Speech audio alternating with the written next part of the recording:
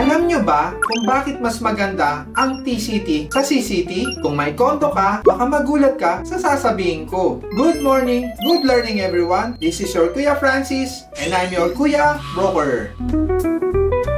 Ano nga ba ang totoo na mas okay? Una sa lahat, ano nga ba ang TCT or Transfer Certificate of Title? Ang TCT ay isang ownership kung saan ikaw ang nagmamay-ari ng specific na lote. Makikita sa TCT ang mga technical description ng lote at ikaw ang sole owner ng property. Karaniwan, ang may TCT ownership ay ang mga house and lot at mga townhouse. Pero take note, may mga ilang townhouse project na CCT ownership. Teka, paano naman ang CCT or Condominium Certificate of Title? Kung sa TCT, solo mo ang lupa, sa CCT, shareholder ka ng corporation na nagmamay-ari ng buong condominium project at ikaw ay may certain percentage ng ownership. This includes yung mga tinatawag po nilang common areas sa condominium tulad ng lobby, garden, mga roads, amenities, at iba pa. Paano naman kung foreigner ang buyer? Sa TCT, bawal maging owner ng lote ang mga foreigners. Pero sa CCT, pwede po. Ang mga foreigners ay allowed up to 40%